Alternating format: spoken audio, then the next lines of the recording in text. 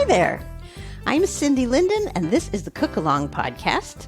And today, I have the fun task of creating some appetizers for a 4-person birthday party. We've done a number of sort of snacky things together, but not things that I actually specifically have described as appetizers.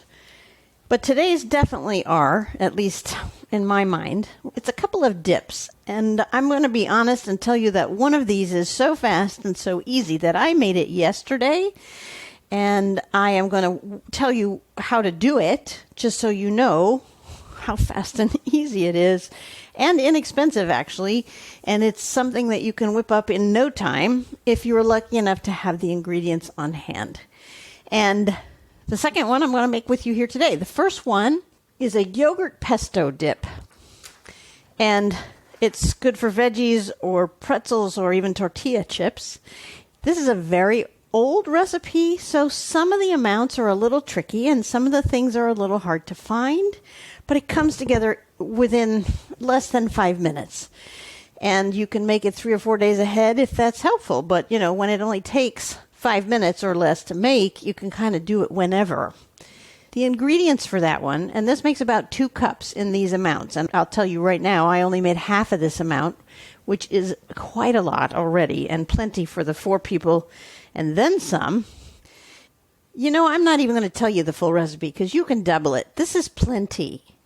It's more than a cup, and since you're dipping vegetables in it, and vegetables don't scoop up a lot of dip anyway, I think a single version of this is better anyhow. So I'm going to give you the amounts I used yesterday.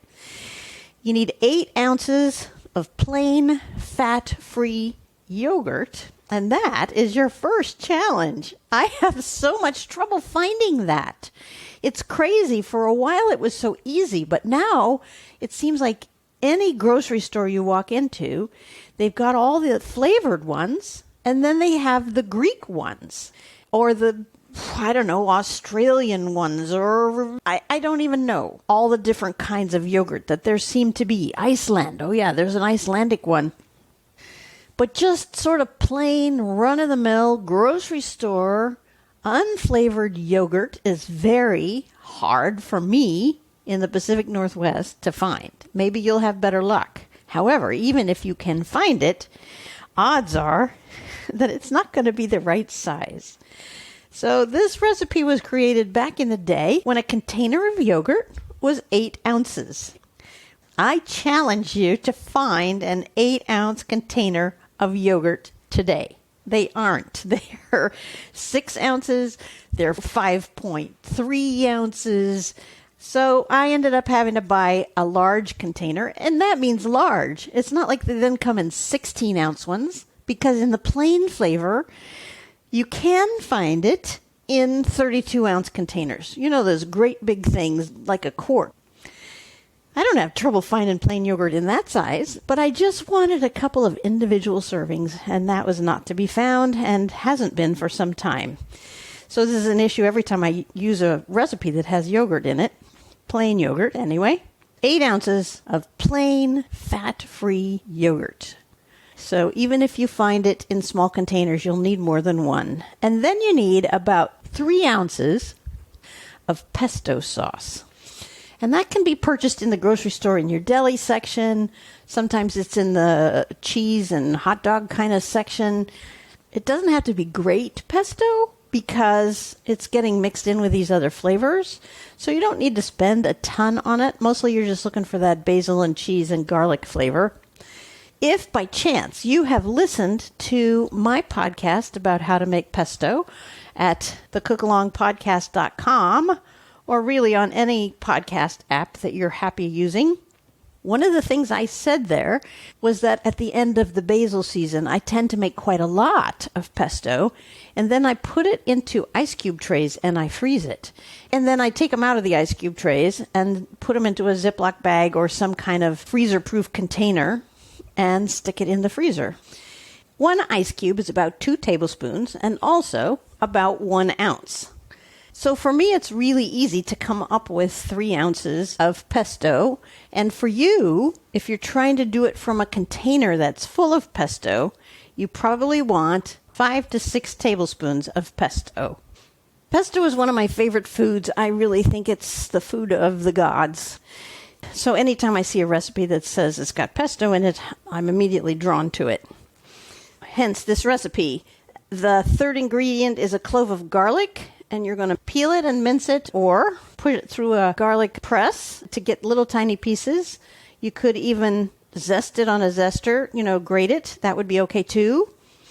And you need a half a teaspoon of fresh ground pepper and a heaping quarter teaspoon of salt.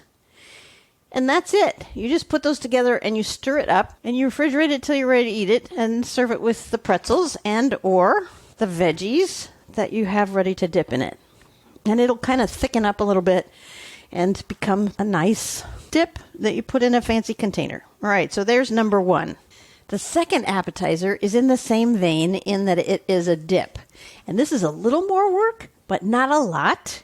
And this is something I will tell you ahead of time I have not tried yet, except I kind of have.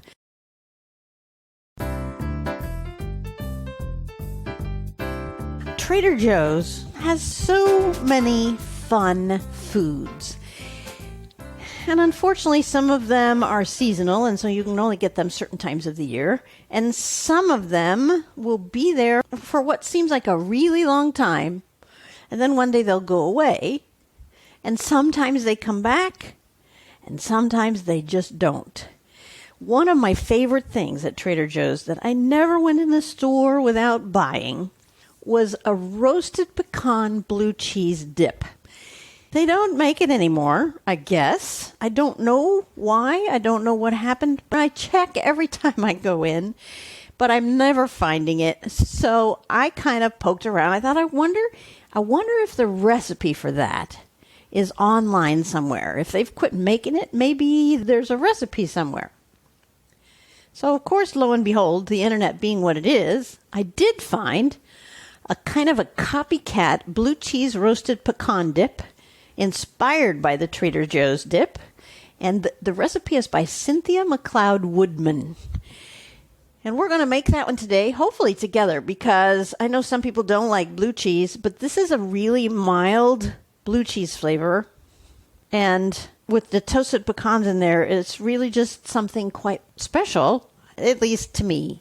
So if you like blue cheese, hang on for the ride. If you don't like blue cheese, you might listen anyway, because maybe this is a way that you might like blue cheese. You just never know. I used to tell my kids when they were growing up, I said, it's okay to not eat a food you're not familiar with, but you have to try it. If you decide you don't like it, then you don't have to finish it. But don't just decide you don't like it by looking at it, because then you have no idea what it tastes like. Once you've tasted it, if you don't like it, you don't have to finish it. The second part of that rule was always, someday you have to try it again, because tastes change. As you grow up, your tastes change, and something you may not have liked when you were 5 may turn out to be something that you like a whole lot when you're 25. For instance, let's say you just loathed black olives when you were a kid. And you could choose at that point to say anything that looks black or dark and is shaped like an olive is something you don't like. But I'm sure all of my listeners are aware that that would be a really sad choice to make with all the kinds of olives there are in the world. And once you have learned to try some of the other dark olives, you may find that you go back to regular black olives and they're not so bad after all. I bring all this up because if you don't like blue cheese, I guess I'm trying to advocate for your trying it again and maybe trying it in a recipe like this one where it's actually going to be quite mild. Here are the ingredients for this blue cheese roasted pecan dip. Half a cup of cream cheese, that's a half a bar, it's about 4 ounces. A third of a cup of pecans, which are going to be small bits. You don't need whole pecans. You need pecan pieces. It doesn't matter a whole lot because we're going to kind of grind them up anyway. We're looking for the flavor, not so much lumps of pecans. If you're measuring by weight, that's about 1.5 ounces of pecans. You need a half a cup of blue cheese. and most any blue cheese, whatever your favorite is. And if you're measuring by weight, that's about 3 ounces. And then you need some sour cream, about 3 tablespoons to make a dip, and a little bit less if you're trying to get it to be something that can be spread on a cracker. I'm going to make mine as a dip today. I should have talked about do-aheads and equipment on that first recipe for the yogurt pesto dip, but there really isn't anything except bowls and measuring tools. With this blue cheese pecan dip, we need a little saucepan in order to toast the pecans, and we need a food processor to munge everything up together and turn it into the dip that we're looking for. But no do-aheads really on either one. To get started, we have to toast the pecans.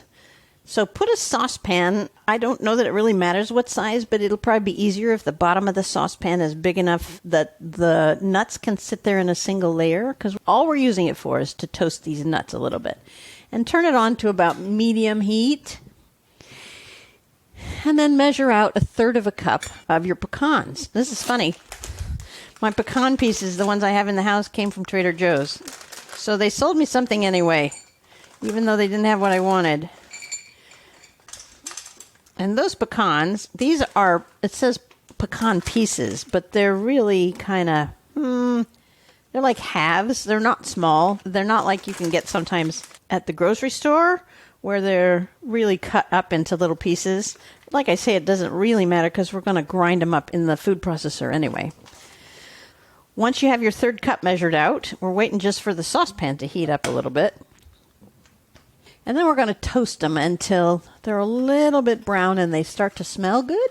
And meanwhile, while the saucepan's heating up a little bit, we can go get the food processor sort of set up and ready to go. You're going to want your regular blade down in there. And you're going to put the 4 ounces of cream cheese in there. Like I said, half of a slab, half of a, what do they call these? You know, a cube, a package, half of a package. Usually I use a low-fat one, a Neufchâtel. Today I have leftover regular cream cheese from a recipe for cream cheese frosting made for me by one of my sons for Mother's Day. My sons came over, and one of them made homemade raised donuts, for heaven's sake, in his deep fryer. And the other one made a cream cheese frosting and a chocolate frosting. And I still have the cream cheese that did not get used in that frosting. And they don't buy what I buy. So I guess what I'm trying to say is that if you're trying to save calories, I think this would be just as good with the Neufchâtel low-fat cream cheese as the whole-fat stuff I'm about to do. And that's what I would normally be using. All right, since I've babbled so long, I'm coming back over here now to the saucepan. I'm going to put these pecans in the bottom. Yeah, it really won't take you a very big saucepan if you haven't already started these. We're just going to watch them for a minute and then stir them around. And meanwhile, while they heat up, I'm getting my blue cheese out of the fridge. Now I'm going to stir these pecans a bit. You know, it's supposed to be until they're toasted or lightly golden, but pecans are already that color.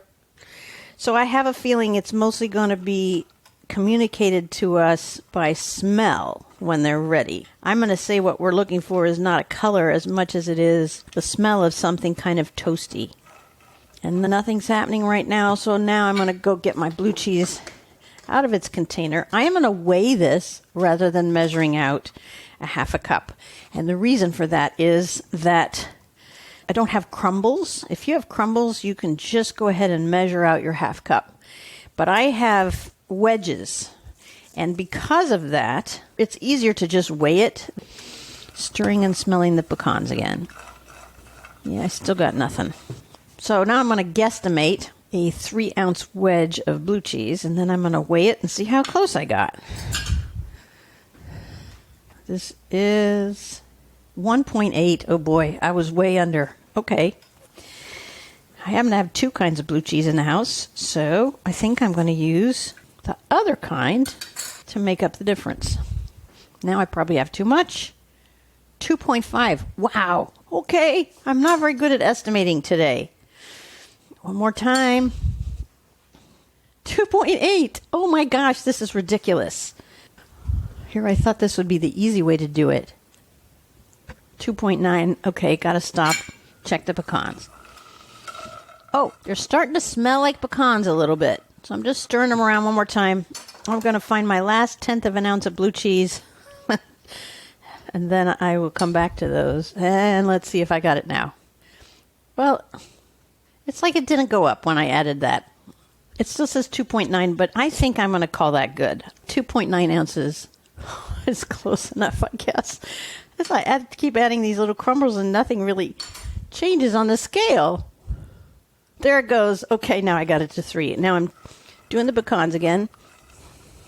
I don't know. They don't smell very strongly, and I think we really want them definitely toasted. So I'm not going to take them off yet. Doing a little sampling of blue cheese crumbles that fell onto the counter here as I put them away.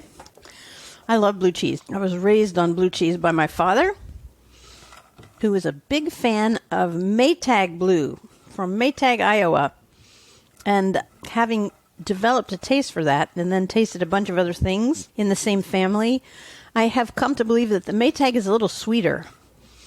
It just seems to have a sweetness and a creaminess that some other blue cheeses don't. It's probably still my favorite blue cheese. But I have developed from there into a number of different blues that I just find are fun. And I'm always game for trying a new one if I see something new and different in a cheese shop. Grommet. That's a cultural reference many of you may not get. Well, I can't smell these darn nuts. And I think they're done. I got to take them off. I'm afraid they're going to burn. It's like the pan is starting to smoke a little bit, and I can't tell if these are any different color than where we started. I think they're a little darker, so I'm going to call it good. Oh, when I do that, I can kind of smell them. Okay, taking them off the heat. Now, back to the blue cheese and the cream cheese. The blue cheese goes in the container of the food processor with the cream cheese. We'll put the lid on, and we're going to blend that up until they're smooth. And I let my cream cheese warm a little bit. I don't know if that'll really make a difference because the blue cheese is just cold. It's quite cold, which is not the way to eat blue cheese, by the way. If you're eating blue cheese just by itself, it should be room temperature. Otherwise, you're really not getting the intended texture, and sometimes flavor is different as well. All right, I'm going to turn on the food processor. Here we go.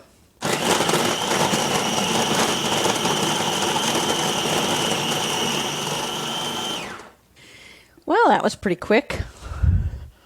I'm going to scoop the sides down. Of course, it all bunches up on the outside. Just squish it back down onto the blades. But it's mostly smooth already. It's a little lumpy. Here we go again.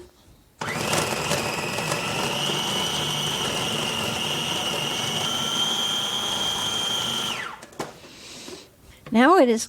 Oh, it's starting to smell really good. That's what it's doing. It's also looking more like the texture I think of as the blue cheese dip, in that it's smooth and there's no lumps. It's pretty creamy. All right, let's just leave that be for a moment. And now we're going to add a tablespoon of the sour cream. And I am using a low-fat version of that. I have a sour cream from Tillamook, which is an Oregon institution, so it's kind of from my state here, and I try to use local when I can. And we're looking probably at about 3 tablespoons, but we're going to add one at a time, so it has a chance to blend in 1 tablespoon at a time. And that also gives us some options in terms of choosing when we think it has the texture that we want it to have. 1 tablespoon.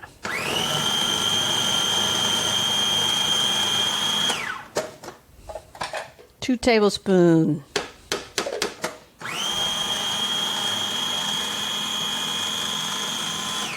Now I think I'm just going to check the texture on it. That actually seems about right. But you know what? Yeah, I'm going to put the third one in just because it says 3, and use less if you want a spread. And I'm really aiming for a dip because I want to use the same veggies for both dips today. So I'm going to put out carrots and celery sticks and little red bell pepper strips and some sugar snap peas. Maybe some cucumber. I haven't decided about that. All right, so there's the third tablespoon, and we turn it on again. And there is the dip with, of course, the exception of the nuts. So now the nuts go in. They're still a little warm, so this will be interesting. I hope that's not a mistake. Just dumped them in, and we're grinding them up into the mix.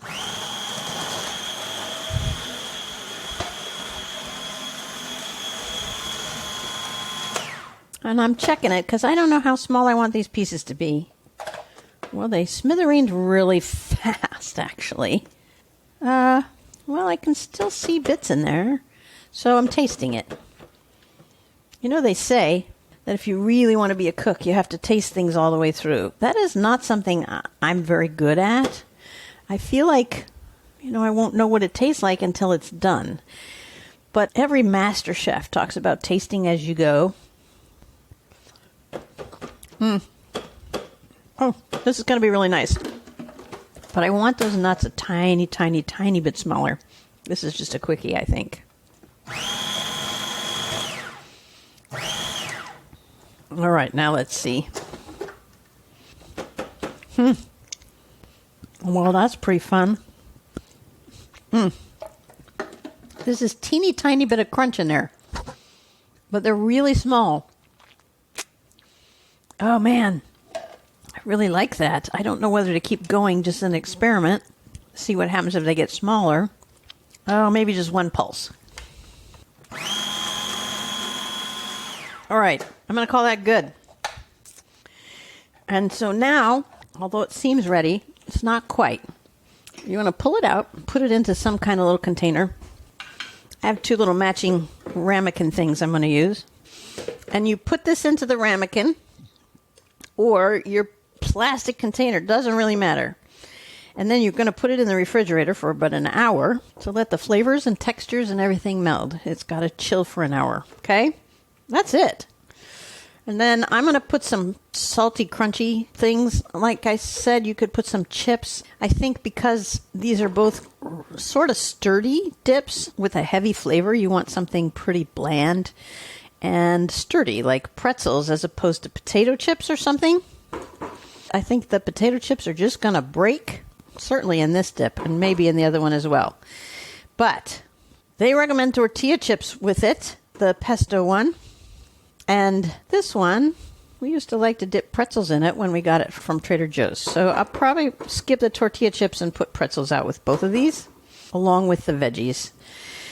And that way everybody can decide for themselves how healthy they want to be for the day. Yeah, I like this. Gosh, if I'd known it was this simple. If I'd known this was all it took. I'm cleaning off the blade carefully of the food processor. If I'd known it was this easy, I probably would have stopped buying it at Trader Joe's way before they stopped selling it to me. Okay. Well, I really am trying to focus on getting this into the ramekin. But you got to clean up your mess as you go. That's all we got for today. Please tell your friends you listen to the Cook Along podcast. You are my only real advertising. Your word of mouth and telling people that this is fun for you, that you like listening, that I have fun and useful tips to tell you about cooking is the best way for other people to start listening because they want to be like you. So go out and convert your friends and I'll send you a toaster. No, I'm kidding. I'm kidding. Okay. I think that's enough for today. Please visit the Cook Along podcast for other ideas of appetizers or main dishes or desserts and side dishes to go after this appetizer. And until next time, happy cooking.